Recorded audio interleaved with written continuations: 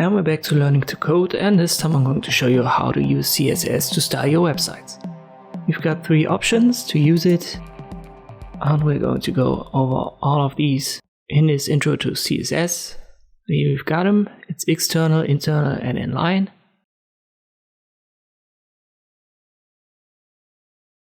We are in the head of our HTML website, and we can use the link tag to link to an external style sheet. We need a relationship attribute, call it style sheet, and the href is our address of this file. It's in the same folder in my case as my HTML, and it's called styles.css. So if I, for example, would try to save it, it's right here. I'd have to save it as styles.css. Once again, it's in the same folder as my index.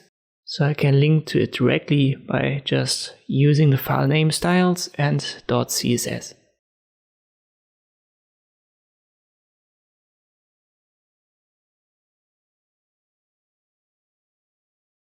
Here you can see it's styles. It's very important to have the correct spelling. If I now save this, go to my CSS file. For example, I'll select the H1. I use curly brackets, and let me change the color of it. I'll make it red.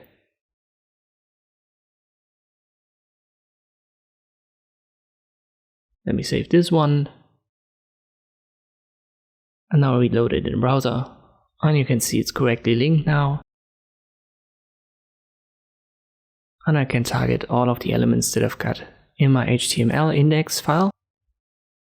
For example, the H3. I'll just give it a background color. I'll make it blue. And I'll change the color of it to white so that we have a better contrast. And this would be external CSS.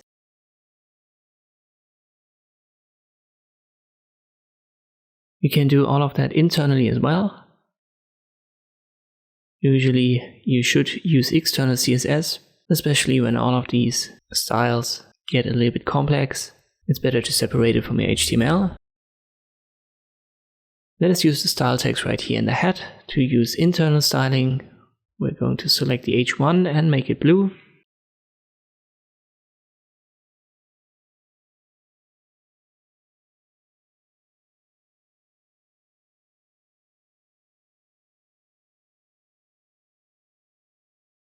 And this also works, as you can see. So this would be the second option to use CSS, but we can also use it inline. So we're in the body, and we can directly use the H3 tag, add a style background color red.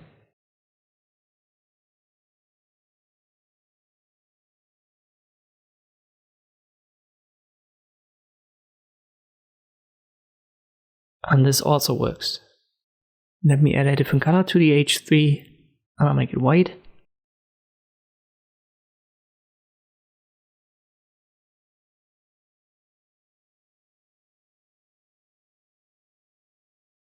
So what happens if we target the same elements externally, internally, and inline? Let me add another H3 selector up here, and I change its color to, let's say, blue. And inline, the color is still white. So if we save it and reload it, it's going to remain white. And this is basically the hierarchy of your CSS.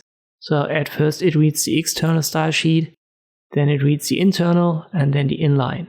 And if we target the H3 in this case multiple times, the one that is read last will style it. In this case it's the inline.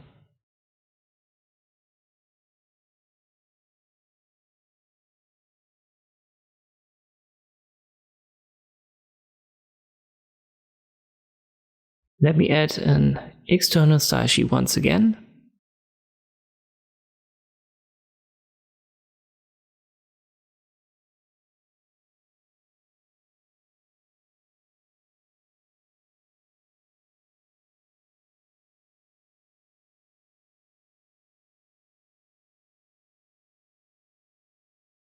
And in the styles.css, I'm going to target the h3 once more. Let me make the color green. I'm gonna get rid of the other stuff, we don't need it. So externally it would make the h3 green. Then we've got our internal, which would make it white. And we've got the inline, it would make it blue. And if we reload this, our h3 is going to be blue, because this is the last styling for our h3, and it's going to override everything else. If we get rid of this line, we're going to have it white. And if we get rid of this, we're going to have it green. In the future, we're going to go over all of the possibilities that we've got in CSS, but this is generally the way that you can use CSS to style your websites. I hope this video was helpful, thank you for watching, and I'll see you next time.